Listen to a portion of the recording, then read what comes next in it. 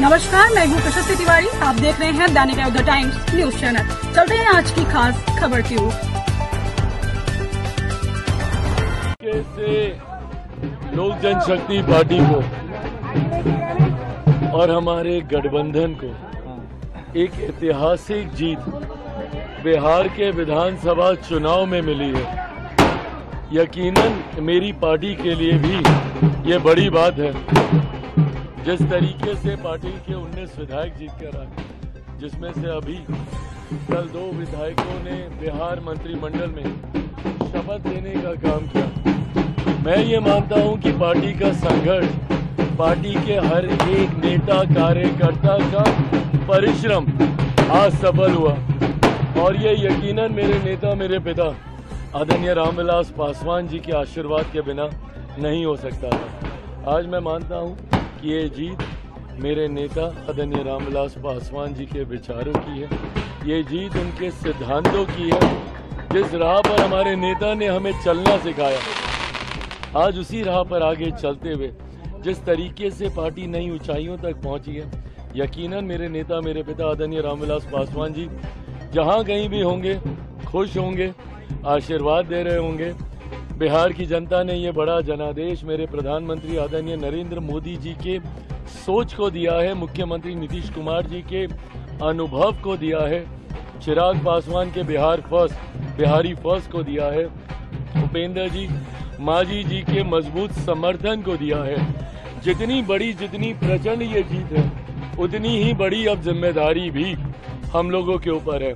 अगले 5 साल में संकल्प पत्र में किए गए एक एक वादे को पूरा करने का कार्य हमारी एनडीए की सरकार करेगी। दो मंत्री बने हैं और अनुपातिक अगर उस हिसाब से देखा जाए तो आप 3 की बात कर रहे थे और मतलब 6। प्रभु, बात तो मैं किसी की भी नहीं कर रहा था और मैं बात करने वाला हूँ ही कहाँ। अब भी अगर मैं कोई बात करूंगा तो मुझसे बड़ा लालची आदमी कोई नहीं होगा। एक सांसद को 5 सीटें दी जाती हैं लड़ने के लिए, मैं जीता वो बात की बात है, पर यह विश्वास मेरे प्रधानमंत्री का कि ये 5 सीटें लड़ सकता है, ये बड़ी बात है। ये विश्वास गठबंधन का होना। 0 विधायक, 1 विधायक भी नहीं, क्योंकि जो जीते थे वो भी हमारी पार्टी छोड़ के चले गए थे। तो 0 विधायक वाली पार्टी को 29 सीटें दे दी जाती हैं गठबंधन में चुनाव लड़ने के लिए। ये विश्वास कितना बड़ा विश्वास है। हम 19 जीत के भी आते हैं, उन 29 में से 26 ऐसी सीटें हैं जो सिटिंग नहीं थी, हारी हुई सीटें थी। वो 26 हारी हुई सीटों पर भी पार्टी बेहतरीन प्रदर्शन करती है।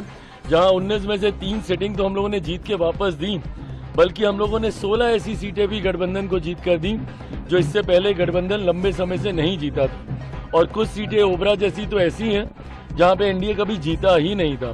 तो ऐसे में जब पार्टी का प्रदर्शन और गठबंधन का विश्वास पार्टी के ऊपर इतना ज्यादा है, उसके बाद भी अगर अभी भी मैं कोई मनोकामना रखूं तो मुझसे बड़ा नाशुक्रा और कोई नहीं होगा। चिराग जी, ये बताइए कि आप प्रदेश में जीत के बाद देश की सत्ता में आप भी काबिज है, आपकी पार्टी ने भी प्रदर्शन बेहतर किया था, दिल्ली आकर कैसा लग रहा है? और अब आके, क्योंकि आपकी पार्टी जो लड़ाई चल रही थी चुनाव आयोग में, आपकी रणनीति क्या होगी और अपने पार्टी के विस्तार के लिए बिहार में रणनीति क्या होगी?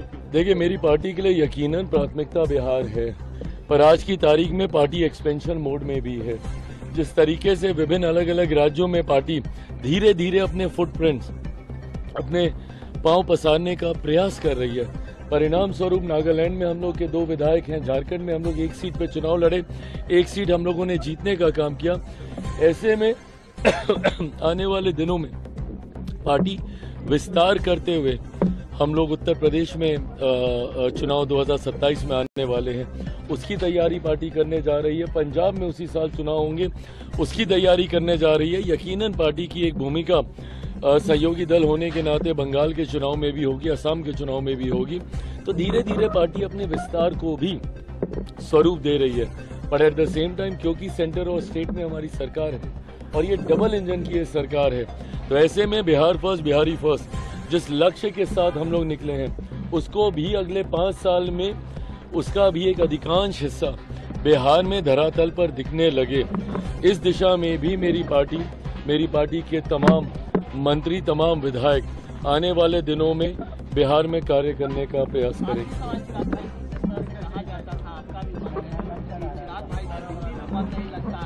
बिहार में ज़्यादा मन लगता है। अब जब इतना नंबर आया है तो क्या आप नहीं चाहेंगे कि 2030 में? मैं ज़रूर 2030 में, मैं बिल्कुल 2030 में चाहता मैं इस बार भी था कि मैं बिहार विधानसभा का मैं चुनाव लड़ूं, पर परिस्थितियां ऐसी हुई, फाइनल नेगोशिएशंस होते होते नामांकन के लिए समय बचा ही नहीं था। तो ऐसे में या तो मेरे प्रत्याशी नामांकन करते या मेरी नामांकन की तैयारी होती। तो ऐसे में ये फैसला लिया गया कि इस बार मैं विधानसभा का चुनाव नहीं लड़ूंगा। केंद्र में मेरे प्रधानमंत्री जी ने मुझे केंद्रीय मंत्री के रूप में एक बड़ी जिम्मेदारी दे रखी है, जिसकी भी जवाबदेही मुझ पर बनती है। और मैं मानता हूं कि इस विभाग के माध्यम से बड़े लक्ष्यों को हम लोग बिहार में भी अचीव कर सकते हैं। तो फिलहाल कुछ वर्ष केंद्र में अपनी जिम्मेदारियों को निभाते हुए 2030 आते आते तक यकीनन बिहार की राजनीति में सक्रिय भूमिका में आप मुझे देखेंगे, ये मैं भी मानता हूं।